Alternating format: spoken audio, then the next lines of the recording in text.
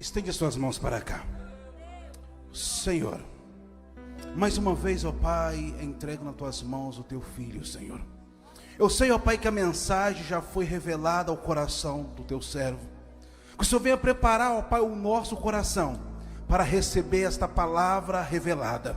Que o Senhor venha usar, ó Pai, poderosamente, em nome do Senhor Jesus. Aleluia. Obrigado, pastor Paulo. Graças a Deus. Eu cumprimento os irmãos com a paz do Senhor. Quem está feliz com Jesus hoje? Encontre uma pessoa bonita do seu lado e dê um sorriso para ela. Meu Deus, eu escutei até um misericórdia. Tá tão ruim assim? Geralmente eu falo assim: se não tiver ninguém bonito aí, é só olhar aqui para cima. Mas só sobrou eu e o Roberto. Se contenta com o que tem aí do seu lado, viu? Uma alegria muito grande estar aqui de novo nesse segundo ano, revendo amigos, conhecendo irmãos. Revendo aqui o pastor Alexandre, amigo de longa data, meu irmãozão. A gente se fala quase todo dia pelo WhatsApp, né? E eu falei para ele que ele é especial para mim. Deus te abençoe. Mas se ele colocasse a foto que ele falou aqui, eu ia para o aeroporto, pegava o avião agora para ir para casa. Como o tempo foi bom comigo. Amigo, aquela foto eu estava parecendo o Gadareno. Você ri, né? A sua não deve ser diferente não, viu? Já tentou fazer uma comparação de 10 anos atrás? Ah, Jesus, ainda mais as irmãs que vieram para cá, né? No Brasil, a irmã parecia a bruxa. Veio para cá, ficou parecendo a Xuxa. Mistérios, milagres. Pastora Kézia, alegria revela, Deus abençoe a senhora. Pastor Paulo Anjos, eu falei para ele que aquela barba dele tem um mistério ali. Não pode ter ficado branca, só que isso é tinta, pode falar. Me dá a receita que eu quero usar na minha também, viu, pastor Paulo? A pastora Margarida é sua esposa? Quem é a pastora Margarida? Cadê? Ah, rapaz, ela é bonita. O senhor orou muito, né? Ela não orou nada. É brincadeira, brincadeira. Deus abençoe os irmãos. Abra sua Bíblia comigo. Nós vamos ler em 2 textos da Bíblia. O primeiro está no livro do Evangelho segundo escreveu São João. João capítulo de número 21, e depois vamos ler no início do livro da Revelação, livro do Apocalipse. João capítulo 21, versículo de número 22.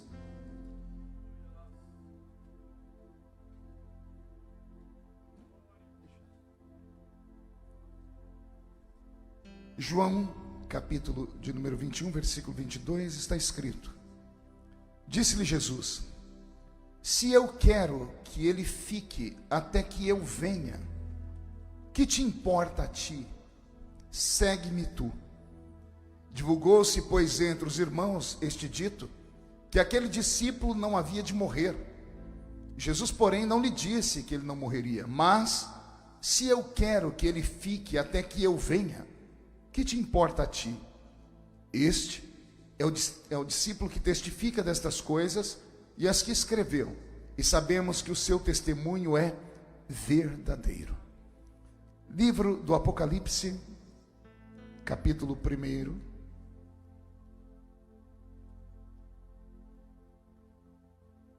Capítulo 1 do Apocalipse, versículo de número 9. Deus está aqui. Está escrito: eu, João, que também sou vosso irmão e companheiro na aflição e no reino e paciência de Jesus Cristo, estava na ilha chamada Patmos, por causa da palavra de Deus e pelo testemunho de Jesus Cristo. Eu fui arrebatado em espírito no dia do Senhor, e ouvi de trás de mim uma grande voz, como de trombeta, que dizia: o que vês, escreve-o num livro e envia-o às 7 igrejas que estão na Ásia, a Éfeso, a Esmirna, a Pérgamo, a Tiatira, a Sardes, Filadélfia e Laodiceia.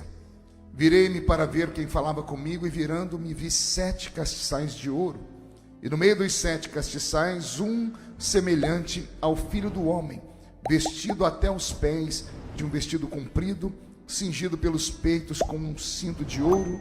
Sua cabeça e cabelos eram brancos como lã branca, como a neve, e os seus olhos como chama de fogo. Seus pés semelhantes a um latão reluzente, como se tivessem sido refinados numa fornalha, e a sua voz como a voz de muitas águas. Amém, igreja? Feche a Bíblia, coloque no banco, na cadeira, pegue na mão da pessoa mais perfumada do seu lado. Eu tentei bonito, não deu certo. Perfumado deve ter alguém. Apesar que tem gente que não me obedece nem se pagar, né? Isso, aperte a mão da criatura e dê um grito de glória a Deus daquele tamanho. Feche os olhos mais um minutinho. Senhor, a minha oração, ela soma-se à oração do pastor Paulo, e é uma oração de guerra, porque nós estamos aqui hoje em uma grande arena, e eu tenho certeza, Senhor, que os seus filhos não vieram aqui passar tempo, vieram aqui em busca de algo poderoso, vieram em busca de um milagre. Então, antes que eu comece a revelar os seus segredos, os seus oráculos, cerque esta igreja com a sua glória, e num raio de 5 quilômetros, onde houver um demônio alojado, eu dou a esses demônios segundos para sumirem aqui de Quincy, porque se não sumirem, serão queimados pelo poder da sua glória que aqui será derramada. Rasgue os céus sobre nós esta noite, manda anjos de fogo descerem aqui, que estes anjos desçam trazendo brasas de fogo nas mãos, comecem a esparramar estas brasas entre nós, e onde houver um crente cheio do Espírito Santo, pega ele nesta noite, Jesus, e mostra o caminho da verdadeira e poderosa adoração. Fala conosco, fica conosco, é o que eu te peço agora e sempre. E toda a igreja diz: os que podem, tomem seu assento, aplaudindo a Jesus, porque Ele é bom, porque Ele é maravilhoso. Graças a Deus. Pastor, nós temos hora para terminar? Até as 10? Eu acho que dá tempo. 10 para meia-noite, pode ser? É brincadeira. Querida igreja, noiva do Cordeiro, simpatizantes da nossa fé, amigos que vieram de perto ou de longe para este lindo culto, e o Senhor te trouxe aqui porque Ele quer falar com você profundamente. Antes de pregar, eu quero dar parabéns aqui ao Grupo Renascer, parabéns pelos louvores, pela indumentária, pelas roupas, pelo lencinho todo colorido, parece da Gucci, né? O desenho é Gucci, né? Lá no Brasil a gente só ouviu falar disso, e aqui é uma realidade para vocês. Parabéns a todas as senhoras, tá? Roberto, mude a música para mim. Eu li nessa noite 2 textos da Bíblia que nos últimos meses têm feito parte do meu dia a dia. Comecei a meditar, um dia desses fui tocado pelo Espírito, estava lendo sobre os últimos momentos de Jesus Cristo aqui na terra, e no capítulo 21 e 22 e o primeiro capítulo de Atos dos Apóstolos mexeram com a minha cabeça. Aqui no capítulo 21, Jesus está ressuscitado. Eu disse que ele está o quê? Ele não está transformado, ele não está glorificado, ele está apenas ressuscitado. Ressuscitou num corpo que ele tirou de dentro daquela tumba, um corpo tão jovial que os discípulos no caminho de Emaús não reconheceram. Era o mesmo Cristo que havia caminhado com eles por 3 anos e meio, mas aconteceu algo, uma regeneração com aquele corpo, pastor Kaique, que mudou a história de todos aqueles que caminharam com Jesus. E faço questão de lembrar e dizer que a última estadia de Jesus com eles aqui na terra, ele estava num corpo ressuscitado, um corpo de carne e osso, que tinha nele a ausência do sangue.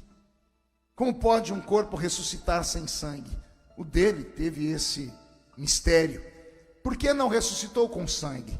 Porque se Jesus resgatasse o sangue que ele deixou no Calvário, não haveria perdão para os nossos pecados. Ele vai arrastar aquele corpo de carne e osso para o céu, mas ele deixa aqui na terra o seu sangue, e o sangue dele ainda cobre todos os nossos pecados. Alguém aqui tem a marca do sangue nos umbrais da sua porta? Então não tenha medo do anjo da morte, porque se ele passar pelas suas portas e ver a marca do sangue, ele vai pular a sua vida, porque nós temos essa promessa de Deus. Então há um mistério nesse corpo. Não sei se vai dar tempo de eu falar sobre isso durante a pregação. Mas Jesus arrasta para o céu um corpo de carne e osso, sem sangue. No livro de Deuteronômio, a palavra vai nos dizer que o sangue é a alma do nosso corpo. Por isso algumas religiões, como os Testemunhos de Jeová, não permitem que os seus membros doem sangue. Porque eles acreditam que quando uma pessoa doa sangue para outro, a alma da pessoa se mistura com a dela e ela deixa de ser uma pessoa normal e se torna um ser híbrido, um ser estranho ao céu. Cultura deles. Porque o sangue era a alma do corpo, ou seja, é a vida do corpo. O que dá sustância ao corpo é o sangue. E aí Jesus ressuscita num corpo que não tem sangue, tem carne e osso, e a ausência do sangue no corpo de Jesus dá a ele uma habilidade que só nós crentes para acreditar mesmo. Porque ele está num corpo de matéria, mas que atravessa a parede. O corpo tem matéria, mas ele come peixe, depois de ressuscitado. E se ele comeu peixe, o peixe foi para o estômago dele, sim ou não? E quando ele atravessou a parede, o que aconteceu com esse peixe? Então são mistérios, né? Talvez por isso lá no Apocalipse tem um versículo que diz que bem-aventurados são aqueles que fazem parte da primeira ressurreição. Porque aqueles que fizerem parte da primeira ressurreição terão um corpo como o de Jesus. Um corpo de carne e osso transformado, que dá para nós a habilidade de atravessar parede e comer peixe. E detalhe, comer sem engordar uma grama. Agora você resolveu dar glória a Deus, né? Mistérios, habilidades que os crentes deveriam voltar a estudar. Era isso que dava a gente força na nossa infância na igreja para continuar a caminhar com Jesus. Nós somos chamados de geração raiz, né? Hoje tem uma geração Nutella, né? Não sei se vocês conhecem essa linguagem aqui. É uma geração meio frufru, né? Uma geração que vem para a igreja, não aguenta ouvir uma pregação mais forte, né? Uma sustância, uma palavra pesada. Querem só louvores e passa o culto inteiro olhando o pregador, mascando. Essa desgraça desse chiclete. Eu vou fechar o olho, porque senão eu entrego a criatura, né? Essas pessoas, se conhecessem um pouquinho de leis, jamais fariam isso dentro de uma igreja. Você, se estiver na frente de um juiz de direito em qualquer país do mundo, se você mascar chiclete na frente do juiz, você pode ter a sua prisão decretada ou pode aumentar a sua pena, em desrespeito à autoridade que está ali. Ah, pastor, mas eu não estou em um tribunal. Mas você está na sala onde está o Rei dos Reis. Então, se você não respeita o Rei dos Reis, vai respeitar quem? Pastor, eu estou com vergonha, estou com chiclete na boca, o que eu faço agora? Engole? Porque se você tirar da boca, você vai querer colar na cadeira, no banco, e tudo isso foi comprado com dízimo, oferta, é tudo santo, consagrado ao Senhor. E engole essa porcaria, né? Mas vamos lá. Até me perdi o que eu estava pregando. Coisa de pregador velho, né? Mas, voltando aqui aos primórdios, nesses versículos que eu li no capítulo 21, Jesus estava dando suas últimas palavras aos 11, porque o Iscariotes já havia se suicidado. E dando as suas últimas palavras aos 11, um dos discípulos, aquele que falava mais do que o homem da cobra, né, que é Pedro. Pedro é o discípulo que mais fala na Bíblia Sagrada. É o que mais erra, né? Porque quem fala muito, como diz meu avô, acaba dando bom dia a cavalo, né? Mas ele errava muito porque tentava acertar muito. E é Pedro que levantou no meio da conversa. Ó, Jesus está ensinando, pregando. Pedro falou: Senhor, Senhor. E Jesus falou: o que foi, Pedro? E esse aqui, ó, e apontou para João. Porque a Bíblia diz que João era o discípulo a quem Jesus amava. Pedro apontou o dedo para João e disse: Senhor, e desse aqui, o que será feito? Ó, que curioso. Cuida da sua vida, Pedro. Se eu sou Pedro, eu ia falar: Senhor, e de mim? O que vai acontecer comigo? Mas Pedro se preocupou com a vida do outro. Pedro olhou para Jesus: Senhor, Senhor, pois não, Pedro, e desse aqui, o que vai ser? Jesus olhou para Pedro, mas deu um puxão de orelha nele. Jesus disse assim para ele: que importa a ti que esse viva até que me veja voltar? Ah, subiu um arrepio na coluna aqui. Vou falar de novo. Olha o que Jesus diz: Pedro, o que importa a ti que esse aqui viva até que me veja voltar? No original, na tradução da Septuaginta, dos 70, diz assim: que importa que ele viva até que me veja voltar no meu reino, voltar com a minha glória. Jesus estava dizendo assim para Pedro: Pedro, vocês me viram ressuscitado em carne e osso, ele viverá para me ver voltar aqui transformado, num corpo glorificado, fora da atmosfera humana, fora do entendimento humano, numa visão transcendental. Quando Jesus fala isso para João, Jesus lança sobre ele uma unção que blinda João da morte, que blinda João de qualquer ataque físico. João é o único dos discípulos de Jesus que não foi martirizado, que não morreu de maneira violenta, que não morreu assassinado. E não é que não faltou gente para tentar isso. Tentaram matá-lo, tentaram destruí-lo, mas a morte estava proibida de tocar em João. João foi imortalizado em vida por causa de uma só coisa. Pergunte para mim: do que, pastor? Só falo se todo mundo perguntar. Havia sobre ele uma promessa. Quem tem uma promessa de Deus na vida está imortalizado, até que se cumpra na sua vida tudo aquilo que aquele que prometeu cumpra. Eu vou falar mais uma vez: se há alguém aqui nessa noite que está passando pelo vale da sombra e da morte, que está sendo perturbado, torturado, ameaçado, chantageado, extorquido, e pensou até em morrer ou se matar, ouça o que o Senhor me trouxe aqui para te dizer: fique em paz. Se levantar contra você 11.000 demônios de acusação, 1.000 cairá de um lado, 10.000 cairá do outro lado, e você não poderá ser atingido. Se levantar contra você homens, demônios ou anjos, se levantar contra você convenções ou ministérios para tomar o que Deus te deu, fique em paz, porque quem te prometeu é fiel e justo para cumprir tudo aquilo que ele prometeu. E detalhe, ele não é homem para se arrepender daquilo que ele fala, ele não é filho do homem para se arrepender daquilo que ele faz. Jesus deu um brado, quando questionado sobre a palavra dele, ele disse assim: tudo que eu falo está marcado no cosmos, passa o céu, passa a terra, mas as minhas palavras não podem passar jamais. Alguém aqui que tem uma promessa de Deus na sua vida? Então, por favor, reage, dê um grito daquele tamanho e volte a acreditar.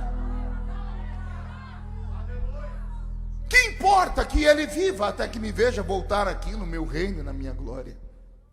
Eu queria aqui falar com os irmãos um pouquinho sobre como morreram os apóstolos de Jesus. Não sei se você já teve a curiosidade de saber como foi que aquele grupo de 12 deixaram este mundo. Eu fiz umas anotações, vai memorizando aí. Pedro foi crucificado por Nero, aquele imperador maluco que incendiou Roma e colocou a culpa nos cristãos. Só que Pedro, quando viu a cruz, ele se sentiu tão apequenado, se lembrou de ter negado Jesus 3 vezes na noite que Jesus foi traído, e ele gritou: não sou digno de ser crucificado como meu Senhor. E ele implorou para que a cruz dele fosse virada de cabeça para baixo. Ou seja, a morte foi um pouco mais violenta, porque de cabeça para baixo o sangue desceu para sua cabeça, ficou sufocado, acabou engolindo sangue e pelas torturas todas, enfim, Pedro morreu desse jeito. André, irmão de Pedro, no ano 60, ele foi torturado e também crucificado. Só que a cruz que fizeram para ele era chamada de cruz grega. Ela era em forma de X, mãos e pés crucificados. Filipe morreu apedrejado no ano 80. Mateus, chamado de Levi, também no ano 60, ele morreu por um equipamento chamado alabarda. Diga comigo, alabarda. Alabarda era uma espécie de machado, que tinha de um lado um machado em forma de uma meia-lua, e do outro lado uma ponta, parecido com aquele machado aquele machado do Thor, tá? Falar Thor é mais fácil, que ninguém sabe o que é picareta aqui, né? Aquele machado Thor do último filme dele, né? Então, ele foi morto por aquilo. Usavam a ponta para perfurar o crânio e o machado para decepar a cabeça ou os membros do corpo. Simão Zelote foi cerrado ao meio.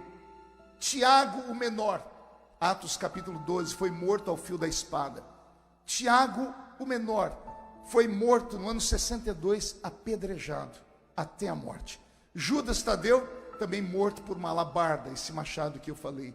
Judas o Iscariotes se enforcou, todo mundo conhece a história dele, num ato não de arrependimento, mas de puro remorso. E João, o apóstolo da minha história nessa noite, morreu com 100 anos de idade, no ano 98, de morte natural, pastoreando a igreja mais poderosa plantada na terra, não a de Jerusalém, a de Éfeso, plantada pelo apóstolo São Paulo. João terminou seus dias ali. E João aprende a ler e a escrever quando ele tem aproximadamente 92 anos de idade. E você acha que está tarde ainda para conquistar alguma coisa? João aprendeu a ler com 92 anos de idade. Pergunte por quê? Por causa de uma ordem que Jesus deu para ele no livro de Apocalipse, conforme eu li. Tudo que você vê, escreve em um livro. João e Pedro eram sócios em uma embarcação, eram analfabetos. Em Atos capítulo 4, você vai ver o testemunho dizendo assim: eram homens iletrados, eram homens sem cultura, e ficavam as pessoas apavoradas quando escutavam eles pregarem, porque pregavam com uma ciência acima do normal. Também puderam, eles tinham um professor, e o professor está aqui nessa noite procurando alunos, chama-se Espírito Santo. Ele é capaz de pegar um analfabeto, é capaz de pegar uma pessoa sem cultura, é capaz de pegar uma pessoa que só tenha na boca 2 dentes, o zagueiro e o atacante. Ele é capaz de pegar o analfa de pai e o beta de mãe e colocar assentado entre os príncipes do rei da terra.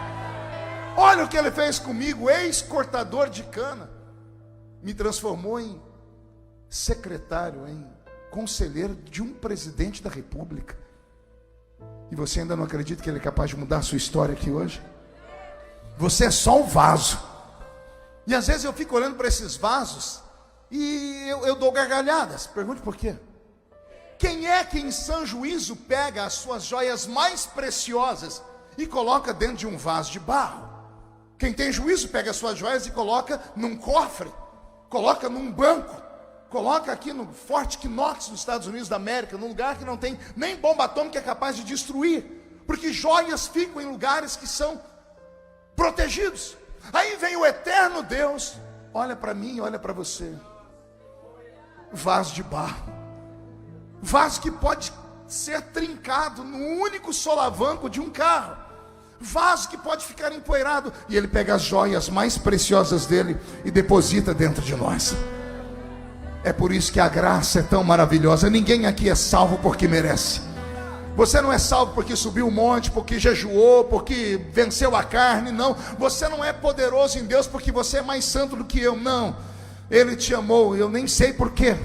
Como pregador, às vezes eu estou pregando e minha mente está trabalhando e eu estou perguntando: Jesus, por que o Senhor salvou aquela criatura ali? Ó? Que ela fica o culto inteiro me olhando com uma cara feia, parecendo que foi batizado num pote de vinagre. Eu estou pregando, olho para o outro lado e vejo um crente que o culto está todo emocionando, tem gente chorando aqui já, e o olho da criatura está mais seco do que o olho de sapo que morreu no dia de enchente. Achou que eu ia deixar de falar, né? Vem para uma reunião como essa, é uma festa, é um aniversário, e a pessoa parece que entrou num velório. Fica o culto inteiro olhando para frente com essa boca travada, essa boca de aço, essa língua de ferro, esse queixo de concreto. Aí eu falo: Jesus, por que o Senhor salvou eles? O Senhor diz: eu vi o que você não viu. Agora ninguém entende nada, mas daqui a alguns anos, eu vou falar de novo. Agora essa criatura do seu lado está até com raiva, vontade de sair correndo aqui, mas quem sabe antes do culto terminar, o Espírito do Senhor não revele a ela que ela não é apenas um membro de igreja, que ela não é membro de banco, que ela é membro do corpo místico de Jesus de Nazaré. E detalhe, está debaixo de uma poderosa promessa. Tem alguém que está debaixo de uma promessa aqui? Então reage, dá mais um grito de glória daquele tamanho, por favor.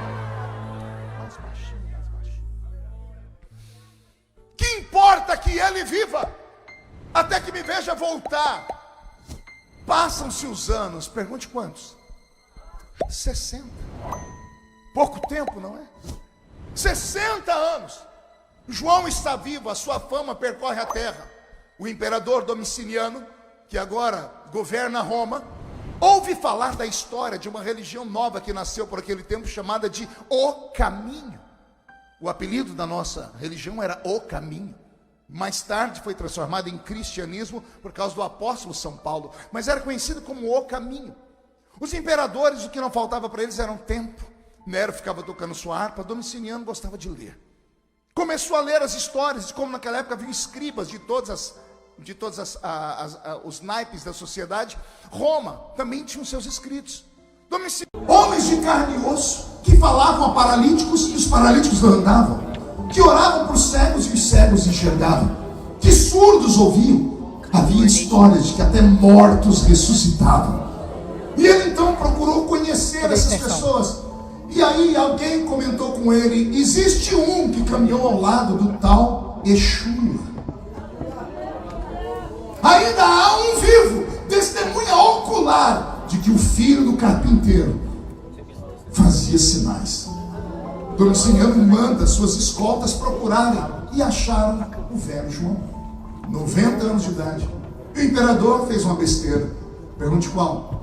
Chamou João para conversar de religião. A romana, que era envolvida no manto do pensamento grego, e os gregos tinham a sua própria religião. A religião dos gregos estabelecida estava no pensamento de um céu próximo da terra, mas que ficava só na Grécia, que era chamado de panteão dos deuses gregos, que ficava lá no alto do Monte Olimpo, dirigido pela tríade de deuses. Um deles era Zeus, o outro era Hades e o outro era Triton, também conhecido como Poseidon, o rei dos mares. Tudo isso envolvido com Roma. Então Roma tinha milhares de deuses. Apolo era um deus deles. Tinha lá Diana, Afrodite, Hera, Hermes e tantos outros mais. E agora esse Domiciano, que tem 1 milhão de deuses, manda chamar João, porque ele quer conhecer o Deus do João. E João vai e começa a pregar o evangelho a Domiciano. Um evangelho bem pregado, e pregado com unção, ele vai despertar apenas 2 sentimentos. Não existe 3 nem 4. 2. Pergunte quais? Ou ódio ou conversão. Vou falar de novo. Não existe outro caminho. Quem escuta o evangelho verdadeiro, ou a pessoa se converte, ou ela cria um ranço, um ódio de crente, que a vontade dela é matar. Pergunte por quê? Porque o evangelho verdadeiro, ele envolve cruz. E cruz fala de renúncia. E renúncia fala de dor, de corte na carne. O evangelho verdadeiro, ele liberta as pessoas do vício. E quem é que quer ficar livre do vício? Quem é que quer? Que é cachaceiro, que quer ficar sentindo aquela secura por dentro ao ver um copo de bebida e não tomar? Aquele que vive pela carne, pelos prazeres humanos. Quem é que quer deixar os prazeres para servir a um Deus que ele não vê? Quem quer deixar de ir para uma noitada? Quem quer deixar a sua vida? Quem quer deixar os seus pecadinhos de estimação de lado? E o que o senhor disse aí, pastor? Pecados de estimação. A nossa geração tem muitos. Olha, eu amo Jesus, mas isso aqui é meu, ponto final. Mas quando se prega o evangelho e ele vai entrando na criatura, ou a criatura diz: ele tem razão, ou eu mudo de vida ou eu vou para o inferno. Então ela se converte. Ou a pessoa diz: essa criatura está sendo arrogante, quer tocar na minha vida ninguém toca, quem manda no meu nariz sou eu. E aí o ódio. Dia desse eu estava lendo os meus twitters e eu recebi uma mensagem de um twitter de uma menina chamada Bruna Marquezine, muito conhecida no Brasil, já foi namorada do Neymar. E ela escreveu assim: Jesus é um cara muito legal, mas aqueles que servem a ele são chatos. Eu li e comecei a rir. Me viram rindo e falaram: por que você está rindo? Eu falei assim: estou vendo aqui uma criatura que foi confrontada com o evangelho de verdade, e ela gostou de Jesus, mas só uma face dele. Ela gostou do Salvador. Só que Jesus não é só Salvador, ele é Senhor. Aceitar Jesus Salvador é muito fácil. Quem é que não quer? Olha o que ele diz: vinde a mim, vós que estáis cansados e oprimidos, e eu vos aliviarei. Tomai sobre vós meu fardo, porque ele é leve, meu jugo é tranquilo. Quem é que não quer um Jesus que diz assim, ó, venha como está? Quem é que não quer um Jesus que te ajuda nas horas incertas, nas horas das dores, nas horas das angústias? Quem é que não quer o Cristo Consolador? Todo mundo quer. Mas e quando Jesus começa a dizer, filho, tem um preço. Não é fácil. É uma caminhada. E para caminhar, para chegar até o céu, há uma escada. E essa escada implica em renúncia, em santidade, em pureza, em guardar os seus pés quando entrar na minha presença, em buscar em oração a minha face. Não é só entrar na igreja e acreditar que eu sou o gênio da lâmpada, que você esfrega, eu apareço e realizo todos os seus desejos. E quando eu não realizo, você sai daqui e vai me procurar em outra igreja ali no canto.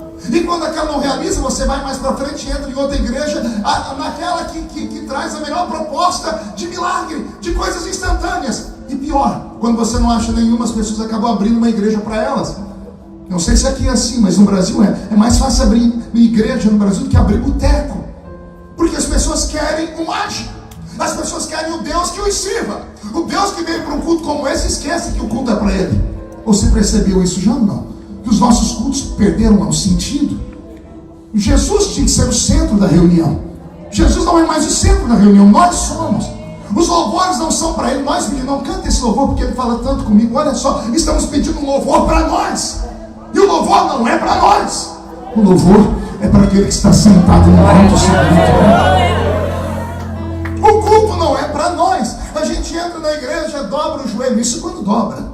Mas, Senhor, me dá um culto poderoso hoje, me dá um culto alegre. Deus olha do céu e diz, não posso te dar culto, porque você não é uma divindade. Culto não é para homens. Culto é para o Senhor. Transformamos os nossos cultos em coisa para nós. Os crentes modernos não querem culto, eles querem entretenimento, querem um show à parte, querem uma boa música, querem um bom orador, e se ele conseguir arrancar umas gargalhadas, melhor ainda, porque as pessoas não querem um culto, não querem um culto, querem um picadeiro, querem um palhaço para desestressá-las. E aqui não é lugar de desestresse, aqui é lugar onde a sua alma tem que ser comprimida, onde a sua carne tem que tremer. Quando coloca o pé por aquela porta, você tem que sentir não medo, mas temor, porque há uma presença divina dentro deste lugar. Glória a Deus, aleluia. E essa presença divina não mudou, nunca mudou. E muitos crentes falando, Deus não é mais o mesmo. Por quê? Não tem cura, não tem milagre, não tem revelação, não tem arrebatamento de sentidos. Não foi Ele que mudou, fomos nós que mudamos. Nós que chegamos a essa casa não temos respeito por ela. Nós que entramos por esta casa e não sabemos mais o que estamos fazendo aqui. Que nesta noite haja uma mudança nesta atmosfera. Que nesta noite você comece a adorar a Deus e agradecer, não por aquilo que Ele tem para te dar, mas por aquilo que Ele já te deu. O seu nome está escrito no livro da vida, os seus pecados estão perdoados, e o Espírito Santo está aqui com uma bandeja de ouro. Na bandeja tem 9 dons espirituais, e Ele quer que você simplesmente lance mão e pegue um para si. E se isso acontecer, nossos cultos vão sair da terra. Nossos cultos serão transformados. E aí teremos profecias, interpretação de línguas. Vamos expulsar demônios uma vez mais. Vamos ver o Senhor curar os enfermos. Porque esta é a proposta da igreja pentecostal. E se eu estiver falando demais, me diga que eu vou embora. As coisas precisam voltar a entrar no eixo. Se não entrar no eixo agora, não teremos amanhã. Não podemos achar que tudo é normalidade. Não, não é normalidade. Tem alguma coisa acontecendo. Há um ponto fora da curva. Nós precisamos voltar e pegar de volta. Eu frequento essa terra há mais de 20 anos. E ainda falava hoje com o pastor, minha maior alegria é saber que depois de 22 anos pregando aqui, as pessoas ainda vão me ouvir. E não é porque eu sou perfeito, não é porque eu sou o melhor, não é isso. É que dentro de mim eu nunca deixei nada, nem ninguém arrancar as minhas experiências lá do alto da Vila Tatu. Um ser humano que esquece o seu passado não merece o presente que vive e não terá futuro. Você pode ser moderno, pode ter melhorado na sua aparência, e faça isso sempre. Você tem que se sentir bem, não importa o que as pessoas digam. Mas ao mexer na embalagem, não deixe alterar o conteúdo. Aleluia! Vou falar de novo. Você pode ser para frente, mas não pode deixar Jesus para trás. Você pode ser moderno, mas não pode ser mundano. Podemos ter um telão, podemos ter instrumentos bons, cantarmos, batermos palmas, mas não deixe de dar gritos. Não deixe de orar em línguas, não deixe de entrar no mistério, não deixe de ter aquelas danças espirituais. Esta é a Assembleia de Deus. Aleluia! Glória a Deus! Ah, meu Deus. Glória a Deus! Oh, Espírito Quando de João Deus! pregou a verdade para Domiciano, ao invés de ele se converter, o rei ficou endemoniado. Ele odiou João. Ele odiou tanto João que ele disse para ele: se você não negar esta fé que você me apresentou, você vai morrer. A tradição diz que o velho João, com 90 anos de idade, olhou para o imperador e disse: a morte não é minha inimiga, a morte é minha amiga. A morte é uma carruagem que vai me tirar daqui e vai me levar para o seio do meu grande amigo. Aleluia! Olha só, João queria morrer, mas não podia. Olha que interessante, quanta gente lutando para viver, e João querendo morrer porque já tem 90 anos, o corpo está cansado, não é lugar de ficar mais aqui, mas ele não pode morrer, porque há uma promessa sobre a vida dele. E quando o imperador disse: vou te matar, João falou assim: tenta, pode tentar, não é que eu não quero morrer, eu não posso morrer, porque quem falou comigo é aquele que tem a palavra rema. Ele cria do nada todas as coisas. Ele traz à existência aquilo que não existe. Eu estou com o meu corpo todo arrepiado aqui. Deus está falando com alguém em particular aqui. Deus te trouxe nessa noite para te dizer: pode acreditar, no que eu falei vai acontecer. Aleluia! Eita glória! O imperador mandou prenderem João e deu para ele algum prazo para ele pensar e repensar. Nisso ele chama os seus asseclas e diz a eles: eu quero que esse homem morra de uma forma que nenhum dos outros que caminharam ao lado do tal Yeshua morreu. Roma era maestrina em criar métodos de tortura. Não houve um império mais cruel do que os romanos. A cruz é uma invenção deles. O chicote, chamado azorrague. Alguém já ouviu falar desse chicote? O chicote usado para bater em Jesus. Ele tinha 12 tiras de couro. E na ponta de cada tira uma limalha de ferro, um osso de carneiro quebrado. Quando alguém tomava uma chibatada, ela valia por 12. Ao invés do chicote deslizar e sair, o osso fincava na carne. E quando o soldado romano, o torturador, puxava, saía pedaços da carne da criatura. O meu Jesus tomou uma quarentena de açoites menos um. 39 chibatadas, vezes 12, calcule aí quantos cortes ficou no corpo dele. A tradição diz que os romanos, os soldados, pastor Alexandre, eles ficavam todos eles torcendo pela 10ª chibatada. Pergunte por quê? Por quê? Porque na 10ª chibatada, o corpo do ser humano não suportava. Criaram um chicote azorrague para torturar judeus. Porque o judeu, depois da época em que ficaram presos em Babilônia, naqueles cativeiros de 70 anos, ali Jesus curou eles da sua maior doença, que era a idolatria. Os judeus, depois do cativeiro, nunca mais adoraram outro Deus. Eles não se curvam diante de nada nem de ninguém, a não ser diante de Jeová. E quando Roma tomou conta do império, ou quando o Império Romano tomou conta dos judeus, e queriam que eles dobrassem os joelhos, os judeus não dobravam, então batiam neles com chicote, o judeu ficava em pé. Então fizeram essa coisa: vamos criar um chicote, e depois de 10 chibatadas, ele vale por 120. Quem é que aguenta 120 chibatadas nas costas? Ninguém. Então na 10ª chibatada, o corpo do judeu mais forte tremia e esmorecia, e ele caía. Ao cair amarrado, a 10ª chibatada, ao invés de pegar nas costas, pegava no pescoço, no rosto, nos olhos. E os romanos, eles eram criaturas abomináveis. Eles sentiam o cheiro do sangue. Era como um animal que, ao sentir o cheiro do sangue, queria mais. Criaram esses métodos de tortura. Domiciano chama os seus asseclas e diz: eu quero que crie um método de tortura para esse João, que entre para a história. E pensaram e criaram um tacho de azeite fervendo. Imagine a banheira da sua casa, uma banheira de tomar banho grande. Uma banheira foi colocada dentro do palácio, dentro da sala do rei. Colocaram azeite fervendo e trouxeram o velho João. E o imperador pediu para que João olhasse aquele tacho de azeite fervendo e disse: ali é o seu fim. Negue esse Cristo ou você vai morrer ali. Um dos historiadores diz que João estava tão abusado que ele disse: se eu tivesse forças eu pulava lá dentro. Como tenho 90 anos, peça para alguém me ajudar.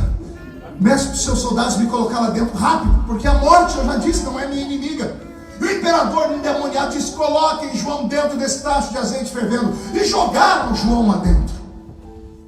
Você já viu quando você pega um pedaço de carne fria, um bife, e joga em uma frigideira quando está muito quente? A cortina de fumaça que sobe. O corpo de João, em outra temperatura, quando tocou o azeite fervendo, fez subir uma cortina de fumaça branca. Só que não houve gritos. As pessoas falaram: o velho foi instantaneamente, derreteu, virou uma bolinha de borracha. E quando a fumaça se dissipa, está João sentado dentro do tacho. A primeira sessão de hidratação de pele da história. Aleluia! O primeiro spa. João está ali brincando com azeite fervendo. Um dos historiadores diz que o imperador ficou de pé no trono atônito e disse: por que é que este azeite não te queima? E João gritou: é que o azeite que está dentro de mim é mais quente do que o azeite que está por fora. Aleluia! O vaso estava cheio do Espírito Santo. Aleluia! Beto, mude a música. E por causa disso, João foi tirado dali e mandado para a ilha de Patmos. Agora eu vou contar para vocês coisas que vocês não sabem. A ilha de Patmos, para os gregos, ela era uma ilha cercada por uma aura de magia. Só era jogado na ilha de Patmos homens e mulheres que venceram a morte. Os gregos acreditavam que os deuses do Olimpo, quando estavam entediados, desciam do Monte Olimpo, se materializavam, dormiam com as mortais e nasciam semideuses. Hollywood os ama, de vez em quando tem lá Hércules, Teseu, Fúria de Titãs, a Mulher Maravilha, filha de Artemísia com Zeus. Seres humanos que eram anormais, seres humanos que, segundo a mitologia deles, eles venciam a morte. Até hoje a ciência não consegue explicar. Existem pessoas que são anormais. Tem uma série chamada os Super-Heróis de Stan Lee. Você pode encontrar isso no Google, acho que é no History Channel. Stan Lee, o pai do super-homem, o homem que criou metade dos super-heróis, e eu sei disso porque eu sou apaixonado, eu coleciono miniaturas de super-heróis. Esse Stan Lee, ele botou pessoas para correr o mundo inteiro e procurar pessoas que fazem coisas anormais. Gente, é incrível, vale a pena ver. Eu vi um dos capítulos com um chinês que ele usa espada. Só que ele assinou um termo de responsabilidade. E deram um tiro. Ele desviou a bala com a espada. 3 tiros. Como é que um ser humano consegue, tem habilidade, uma bala, que não dá para segurar uma bala. Ele desviou a bala com uma espada. Tem um que escalou um prédio de 48 andares sem nenhum equipamento. Colocaram nele o nome de Homem-Aranha. Então, são pessoas que parecem ser super-heróis, mas não são. São pessoas que nasceram com algum tipo de anomalia física. Naquela época já existiam. Se você cavar na internet, o Google, você vai ver pessoas que foram enforcadas e ficaram 2 dias penduradas pelo pescoço e não morreram. Pessoas que tentaram afogá-las por 10, 15 minutos e não morreram. Pessoas anormais. Essas pessoas, para os gregos, eram filhos de deuses. Então essas pessoas não podiam ficar no meio da sociedade quando eram ruins. E jogavam essas pessoas na ilha de Patmos. E a ilha de Patmos, segundo eles, tinha uma aura de magia que ninguém podia entrar ali se fosse normal. Os gregos, quando iam jogar alguém nessa ilha, não desciam na praia. Tinham medo, por causa dessas histórias. Então pegavam o bandido e jogavam ele na praia. E o bandido que se virasse para chegar lá na ilha. É nesse lugar que vão jogar João. Pergunte por quê? Porque ele era normal. A morte não conseguia levá-lo. Eles achavam que ele era um filho de Deus. E não estavam errados. Tanto é que é João que vai escrever mais tarde, quando ele aprende a ler e escrever. Ele veio para os seus, mas os seus não receberam. Mas a todos quanto receberam, deu-lhes o poder de serem feitos filhos de Deus. Você não é normal. Eu estou pregando aqui para uma raça diferenciada, que se entendesse quem era, não andaria mais pelas ruas de Queens, de ombros caídos, choramingando as pitangas, com medo de tudo, com medo de Zé Pilintra, Zé Pilantra, Exu Caveira, Tranca-Rua, Preto Velho, com medo de obra de feitiçaria. Não. Se você soubesse quem você é de verdade, onde o seu nome está escrito e a autoridade que está sobre a sua vida, você ia sair daqui hoje pisando firme nessa terra, dando ordem ao mundo espiritual, dizendo: eu não sou normal. E detalhe, você não é como um peru. Peru morre na véspera. Você não. Há um dia determinado e não é hoje. E não será semana que vem. Quem viver verá, para ver o que Deus fará na sua vida. Ou você acha mesmo que Deus te trouxe do Brasil para cá só para você ficar aí? Muitas pessoas saem em estado de vergonha de lá. Olha o que o Senhor me diz: você vai viver o suficiente para pegar os seus documentos, para atravessar de novo o Atlântico, para chegar lá no Brasil por cima da carne seca, para entrar na sua terra e todo mundo fala: mas não estava morto. Você vai dizer: quem é que pode matar quem tem uma promessa de Deus? Que Deus tem algo sobre a vida dele. Alguém acredita nessas maluquices? Então levante a mão direita para o céu, chacoalhe ela e agarre a pessoa que está do seu lado com carinho e respeito. Agarrou a criatura, chacoalhe ela agora até ela ficar irritada. Não, é com vontade, gente. Chacoalhe até ela ficar irritada e diga a ela: Deus te trouxe aqui hoje só para te falar isso. Ele te trouxe para sacudir a sua memória e trazer de volta as promessas que estão dentro da sua vida. Porque a morte não te toca, o inimigo não te leva. Deus tem algo na sua história. Deus está sacudindo a sua alma, a sua fé, o seu ministério, esta igreja. E só quem crê nisso agora não dá um grito, dá um berro de glória a Deus. Glória a Deus! Aleluia! É nessa ilha que vão jogar João. Jogam ele no mar. O velho de 90 anos vai até a praia. Tenha visão. Imagine um velho de 90 anos na praia.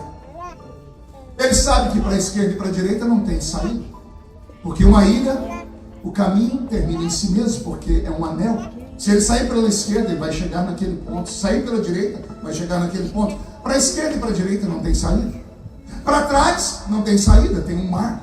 E na frente tem uma ilha cheia de homens que são parecidos com animais, pessoas esquisitas. João não tem para onde ir, nem para frente, nem para trás, nem para a esquerda, nem para a direita. E olha como Deus é lindo. Deus usa João para falar para nós que quando todas as portas se fecharem, se fechar para frente e para trás, se fechar para a esquerda e para a direita, uma porta pode se abrir no céu. Aleluia! Aleluia! Olha que coisa bela. Uma porta vai se abrir onde não existe porta. E João vai bater nesta porta. Só que a porta do céu você não abre batendo a mão, você abre batendo o joelho no chão. Porque a Bíblia diz que João caiu de joelhos no chão. Ao bater os joelhos no chão, o céu se abriu. Glória a Deus! E ele disse: e eu ouvi uma voz por detrás de mim, e virei para ver quem era. E quando eu olhei, eu vi 7 castiçais. E no meio dos 7 castiçais, um semelhante ao Filho do Homem. E quando eu fixei o meu olhar nele, eu vi que os seus cabelos eram brancos como a neve, que os seus olhos eram como chamas de fogo, que os seus pés eram como latão reluzente que saiu da fornalha, que o seu corpo era coberto com um linho branco e um cinturão de ouro traçava o seu peito. E na sua boca uma espada aguda de 2 fios que gritou assim: João, sobe para cá, João. Olha que coisa bela, que história linda. Só que o que mexe comigo é uma pergunta. Pergunte qual? Qual? Não seria mais fácil para João olhar para trás e dizer: eu virei para ver quem era, olhei e vi Jesus? e encurtava uns 3 versículos. Não era mais fácil? Olhei e vi Jesus. Mas ele não diz que viu Jesus. Ele começa a desenhar o que ele viu. Eu vi um semelhante ao Filho de Homem. Parece homem, mas não é homem. Porque o cabelo dele é branco. Os olhos parecem fogo. Os pés brilham. O corpo é cercado por um manto branco. Um cinturão de ouro do peito. E a boca dele, quando fala, treme tudo. Aleluia! Aleluia! Eu me emociono. Meu Deus! Eu perguntei, Senhor, por que João te desenhou? E o Senhor disse para mim, porque tinha chegado o dia de eu cumprir a minha promessa. Glória a Deus. Aleluia! Que importa? Aleluia. Que ele viva. Aleluia. Para que me veja voltar. Que importa que ele viva? Até que me veja voltar. Aleluia! João está dizendo, agora eu posso morrer. Porque ele cumpriu a promessa dele. Não foi quando eu queria, quando era jovenzinho, mas foi com meus 90 anos de idade. E quando João acha que já pode morrer, Jesus diz para ele, João, a história só está começando. Por quê, Senhor? Eu vou te mostrar coisas extraordinárias. E tudo que você vê, você vai escrever em um livro. E o velho não sabia ler nem escrever. Teve que ficar com a memória dele aguçada. Saiu dali e foi para a cidade de Éfeso. Alguém teve a paciência de ensiná-lo. E João aprendeu o grego, sendo ele judeu, com 90 anos. E depois que aprendeu o grego, ele começou a escrever. Também não parou de escrever mais. Ele escreveu o evangelho dele, aí ele escreveu as cartas dele e escreveu para nós o Apocalipse. A história só acaba quando acaba. O que Deus prometeu para você vai se cumprir. Não importa quanto tempo leve, porque o tempo nosso não é o tempo de Deus. E você tem que ter na sua cabeça o seguinte entendimento, que toda promessa divina, ela passa pelo teste do tempo. E se passa pelo teste do tempo, cumpre a você aguentar o tranco. Cumpre a você fixar o olhar nele, não olhar para a esquerda, não olhar para a direita, não olhar para homens, não olhar para governo, não olhar para religiões, olhar apenas para ele. Porque cada um de nós tem uma história com ele. E a sua história já está escrita. E no final da sua história, não conte para ninguém, eu tive acesso. Eu li o que está escrito no último capítulo da sua vida. Jesus não me mostrou de amanhã, nem depois de amanhã, mas o último capítulo ele me deixou ler. E lá está escrito assim, ele ou ela e Deus viveram felizes para sempre. Vai dar tudo certo.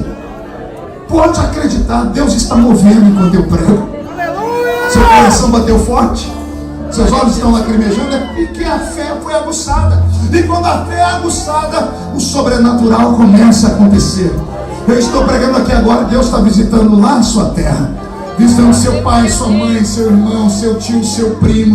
Deus está movendo as águas. Deus vai trazer de volta o que foi roubado. Tudo que você perdeu será recuperado com juro e correção monetária. Porque você não é um indigente que caiu de um caminhão de mudança. Nada na sua vida aconteceu por acaso. Tudo o que aconteceu porque Deus permitiu. E Ele permitiu que esta noite acontecesse só para você entender. Você é um vaso, mas eu sou o oleiro. E como oleiro eu te moldo da forma como eu quero, da maneira como eu espero. E você precisa acreditar nisso. João foi arrebatado em espírito. Aleluia. E ele foi ao céu. Deus escondeu o corpo dele, um corpo velho, lá naquela ilha. E depois de caminhar pelas pairagens do céu, no capítulo 5, a Bíblia diz que João entra em uma sala. Uma sala. Estudando, eu descobri que essa sala era o Santo dos Santos. A casa de Deus se chama tabernáculo.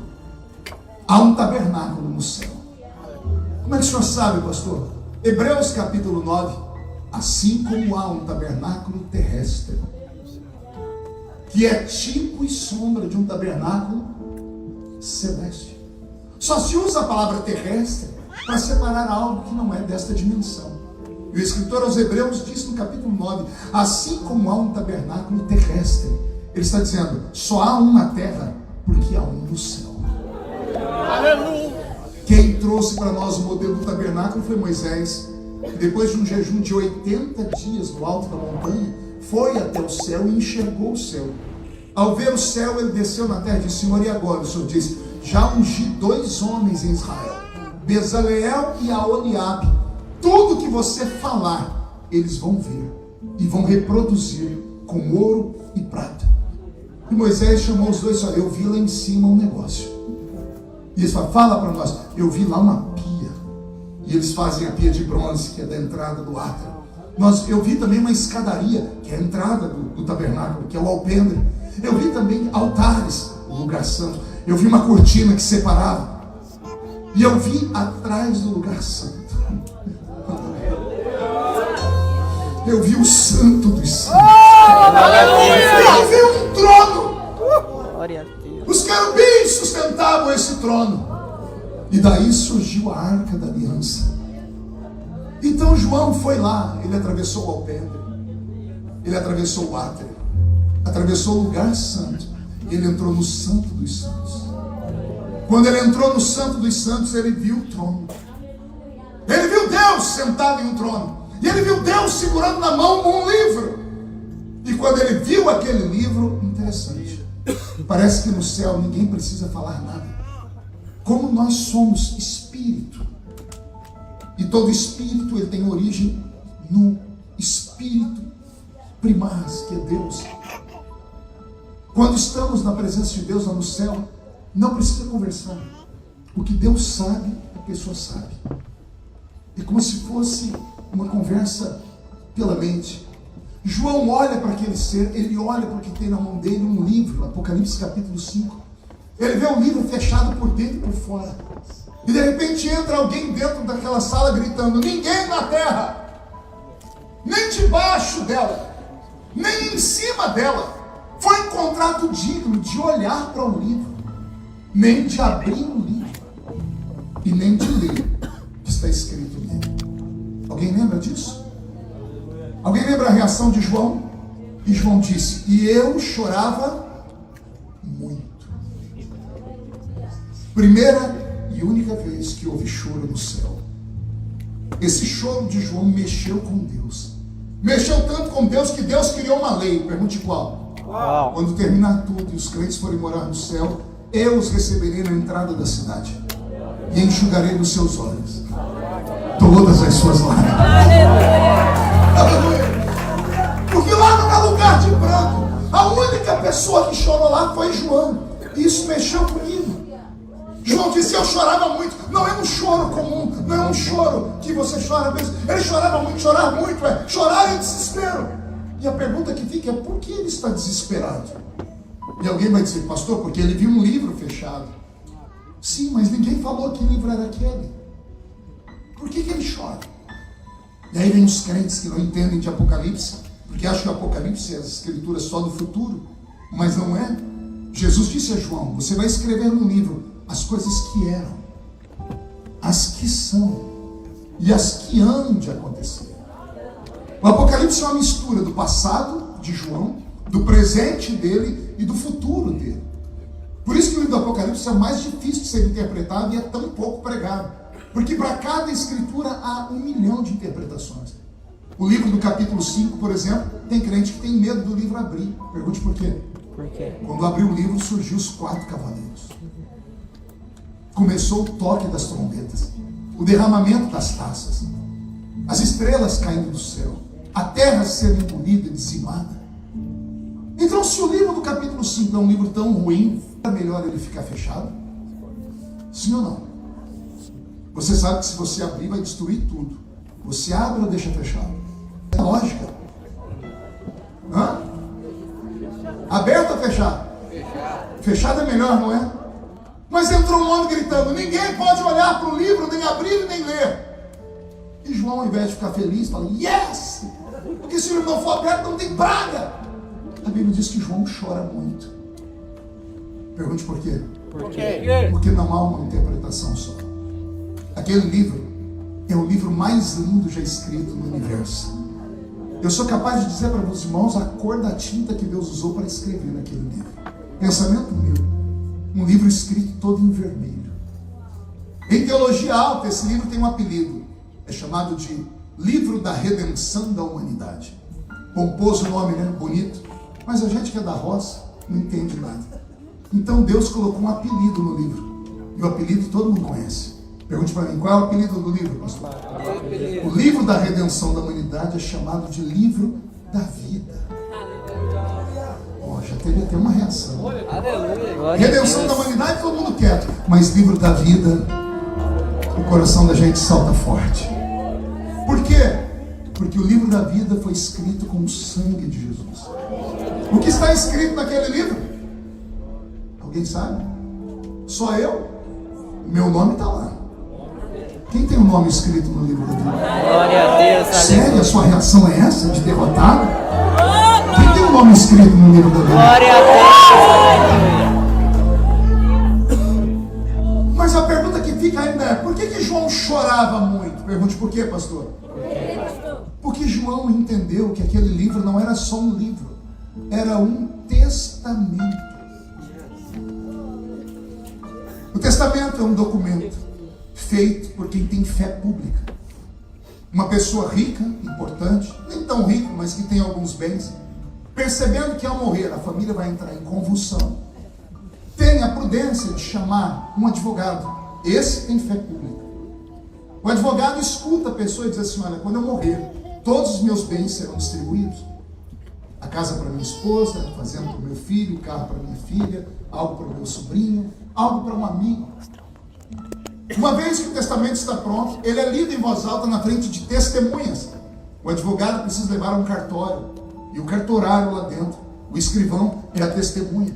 A pessoa que atestou, ou seja, que tem os presentes, que tem as heranças, ele tem que ouvir tudo, na presença de pessoas. Depois que é lido em voz alta, alguém pergunta: está correto o testamento? Sim. Então a pessoa assina o testamento. A pessoa tem os dons, os presentes. E uma vez que é assinado, o documento é lacrado, selado. Desde a Roma Antiga, porque foram os romanos que inventaram o direito moderno. Uma vez que o testamento era feito, ele era fechado e lacrado com cera e um anel, um sinete de um advogado. Só poderia ser aberto aquele testamento quando a pessoa que atestou morresse. E lá dentro do testamento tinha duas coisas. Pergunte o quê? A herança e o nome do herdeiro. Aleluia. O livro da vida, o testamento. Glória a Deus. Lá está o nome dos herdeiros. Glória a Deus. Só que lá Aleluia. também está a herança.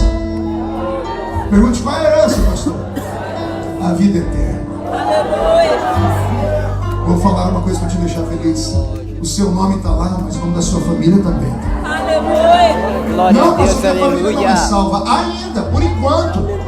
Esqueceste da promessa? Crê no Senhor Jesus, será salvo tu e a tua casa. Aleluia. Glória a Deus. Eu me apeguei a essas promessas bíblicas e nunca deixei elas escaparem pelos meus dedos. Talvez tenha sido por isso que eu tenha tido a vitória de enterrar o meu pai salvo. Aceitou Jesus em coma. E alguém pergunta: como é que o senhor sabe que ele foi salvo? Terminei de pregar para o velho 40 minutos, ele não tinha pra onde correr. Em vida ele não queria me ouvir pregar, mas ali deitado na cama, o médico disse: ele escuta. Ele não enxerga, mas ele escuta. Ele não fala, mas ele escuta. Eu fui no ouvido do meu pai e preguei 40 minutos. Comecei em Gênesis, fui até Apocalipse e dei meia volta. Parei no Lago de Fogo para falar para ele que a alma dele ia para o inferno. E ele estava com uma cara feia, uma carranca. O doutor disse que era uma crise neurológica. Falei: traduz. Eu disse: ele está indo e não quer ir. Um monstro. Aí eu fui no ouvido dele, preguei. Depois de 40 minutos pregando, eu falei: e agora, senhor? Como é que eu sei que funcionou? Fechei o olho, comecei a orar. Falei: senhor, me dá um sinal. Quando eu abri o olho, do olho esquerdo do velho escorreu uma lágrima. Quando a lágrima escorreu, o rosto dele foi transformando, virou o rosto de uma criança. Eu saí do quarto, chamei um irmão meu, que eu só conheci naquele dia. Eu tenho 6 irmãos por parte de pai. Meus irmãos são mais velhos do que a minha mãe. Deu um nó na cabeça agora. Eu tenho irmão mais velho que minha mãe. O irmão que estava lá disse: vem ver o pai. Quando ele entrou, e disse: o que você fez com ele? Eu falei de Jesus para ele. E ele foi salvo. Olha o rosto dele. 5 minutos depois o velho partiu. Chegou no céu cheirando fumaça. Mas chegou. Por quê? Porque o nome dele estava escrito no livro da vida. Glória a Deus, aleluia. Meu avô de 82 anos de idade passou os últimos 2 anos sem beber. Passou 70 anos da vida dele bebendo. Fui do lado da cama deles, com medo, porque meu avô era muito bruto. Ele fez o papel de pai na minha vida, porque meu pai não morava conosco. Falei para ele do amor de Deus. Ele disse: como é que eu faço para ir para o céu? Eu disse: aceita Jesus como Salvador. E meu avô disse: é fácil? Eu disse: repete a minha oração. Ele disse: repito. Eu orei, meu avô de 82 anos fez a confissão, a oração do pecador. 5 dias depois ele partiu para a glória. Eu orei pela salvação da minha mãe mais de 30 anos. Quem ouviu minhas fitas antigas lembra eu pregando: olha, eu estou aqui, mas minha mãe está no forró. Os irmãos até riam. Eu falei: ora, porque um dia Jesus vai salvar ela. Quantas vezes eu falei: por que o senhor não salva minha mãe? O senhor disse: porque não é você que salva, sou eu que salvo. Porque eu fui brigar com Deus, eu preguei no mundo inteiro, Jesus salvou milhões de almas, por que não salva minha mãe? O senhor disse: para você não ter o orgulho de falar que foi você que salvou ela, eu a salvarei no tempo certo. E há 2 anos atrás eu batizei a minha velhinha, batizei a mais águas. Crê no Senhor Jesus e será salvo tu e a tua casa também. Não desista da sua família, não entregue na mão do diabo, não importa onde eles estejam agora, se no alto do crime, se na Cracolândia, se nos quintos dos infernos, nem que Jesus tenha que entrar no inferno e resgatar eles de novo, vai acontecer um milagre na sua história. Só que Deus, por favor, relaxe, me mostra que você tem que. Aleluia, glória a Deus. Jesus está aqui, pastor Alexandre. Eu estou sentindo ele perto. Eu ouço barulho de espadas no teto da igreja. Anjos e demônios estão degladiando para roubar a sua atenção, para tirar a fé do seu coração. E o Senhor manda te dizer: insista, eles têm promessa. E quem tem promessa viverá para ver a promessa se cumprir. Glória a Deus, aleluia. Posso ter mais um grito? Glória a Deus. E eu chorava muito. Por quê?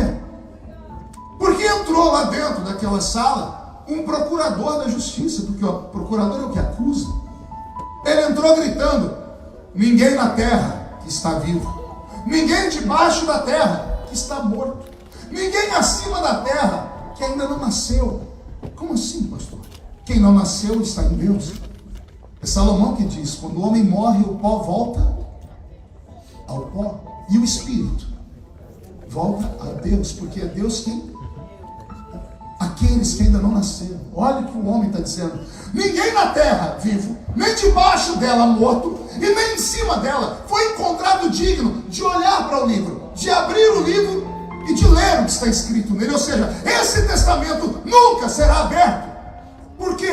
Porque todos pecaram e destituídos estão da glória de Deus. Porque a alma que pecar esta morrerá, porque o salário do pecado é a morte. Quando João viu que aquele testamento nunca seria aberto, porque ninguém poderia dar a vida eterna, porque ninguém tinha, estava todo mundo morto, nem na terra, nem debaixo e nem em cima. E João começou a chorar. Se João tivesse aqui agora, eu ia entrevistar João: por que você chorou? Ele ia dizer: porque se o livro não fosse aberto, não teria igreja, não teria culto, não teria louvores, não teria línguas estranhas, não teria profecia, não teria libertação, não teria salvação. Não existiria este momento aqui que nós estamos sentindo. Deus do céu está tão baixinho. Glória a Deus. Ele diz: por isso eu chorei. Chorei porque eu queria ficar naquele lugar, mas eu não era daquele lugar, eu era da terra. E alguém entrou gritando que ninguém podia olhar para o livro, nem abrir, nem desatar, porque aquele testamento não tinha ser humano capaz de dar o que estava escrito lá. E aí João dizia: enquanto eu chorava muito, entrou um outro homem dentro da sala. Aleluia. Esse anjo veio voando e disse: João, não chores. É só ler o capítulo 5 do Apocalipse. João, não chores. Eu posso imaginar João falando: não chorar? Você é anjo, você mora aqui. Eu sou da terra, não posso vir morar aqui porque o livro está fechado. João dizendo: João, não chores. Já encontramos alguém que pode abrir o livro. Como assim, João? Já que gritaram aqui que ninguém na terra, nem de baixo, nem em cima, ou seja, nenhum ser humano pode abrir o livro, nós encontramos um campeão aqui no céu. Quem é ele? O anjo aponta para uma porta e diz: olha a porta do Santo dos Santos abrindo, João. E aí vem entrando ele, e João diz: quem é ele?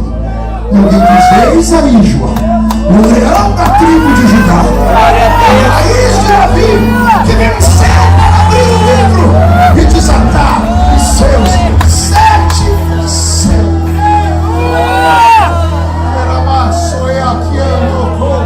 Aleluia.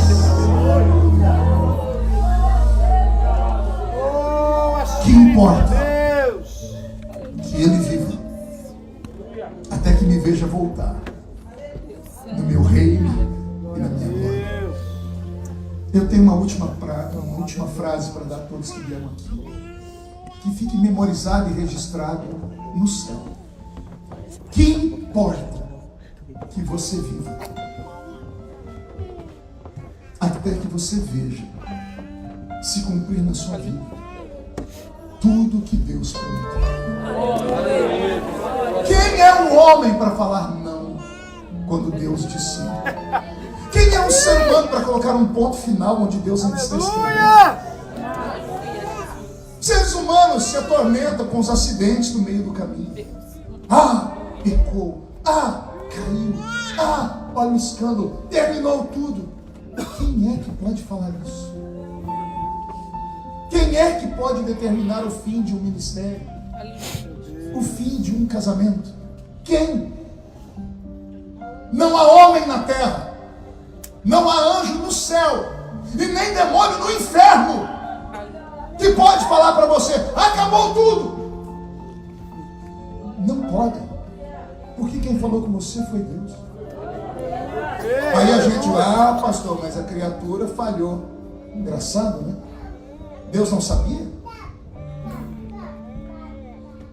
Vamos fazer um exercício mental que é muito difícil. Será que alguém no universo conseguiu algum dia pegar Deus de surpresa? Será que um dia Deus abriu a janela do céu, olhou para baixo e disse assim: ai meu eu. Entendeu, hein? Entendeu? O pastor tem que ser inteligente. Quando a gente se surpreende, a gente diz assim: ai meu Deus, como só Ele é Deus. Será que teve um dia que Deus abriu a janela do céu, olhou para você e falou: me deu um copo de água com açúcar, anjo. Olha o que ela está fazendo. Eu não sabia. Existe essa possibilidade? Sim ou não? Por que não? Porque Deus é onisciente. Passado, presente e futuro se misturam na cabeça dele, é isso? Quer dizer que Deus está te olhando aqui agora e Ele está te vendo no presente, mas Ele também está te vendo sair de dentro do ventre da sua mãe, nascendo agora. E Ele está te vendo sendo arrebatado para o céu na eternidade. É isso? Aleluia. Se Ele é isso, quem é que pode falar que acabou, gente? Aleluia.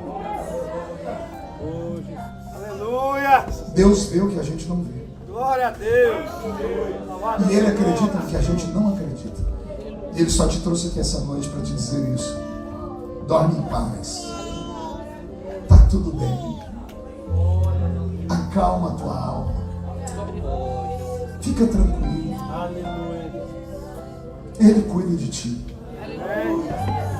Ele tem cuidado de mim e da minha família até hoje. Glória a Deus. 30 anos pregando. Quantos problemas no meio do caminho. Quantas vezes decretaram a minha morte. Nunca conseguiram fazer a missa de 7º dia. Toda vez que eu olho, cadê? Está lá em cima de novo. Mas como? Tem alguém lá em cima que foi com a minha cara. Ele foi com a sua também. Aleluia. Ele te ama tanto, mas tanto, mas tanto, que Ele me trouxe hoje aqui só para te dizer: que importa que Ele viva. Que importa que você viva. Que importa que todos te julguem agora. Eles vão assistir sentado, em pé, deitado numa cadeira de roda. Mas antes de você chegar lá, Deus não vai deixar eles morrerem. Eu libero uma palavra no mundo espiritual. Todos aqueles que te acusaram de alguma coisa estão proibidos de morrer. enquanto não verem Deus te exaltar. Enquanto não verem Deus colocar você naquele lugar. Amém. Glória a Deus. Um tempo de humilhação termina e um tempo de exaltação começa. Crê nisso? Fica de pé comigo. Feche seus olhos um minutinho. Eu tenho 5 minutos para terminar. Pastor, eu perdi o horário. Agora que eu vi isso. 5 minutinhos, feche os olhos. Eu queria fazer uma oração só nessa noite. Eu queria orar aqui com quem não está aguentando mais. Com quem tem coragem de esquecer quem está do seu lado esquerdo ou direito e vir aqui no velho altar. Falar, Senhor, me ajuda. Porque parece que tudo foi só um sonho.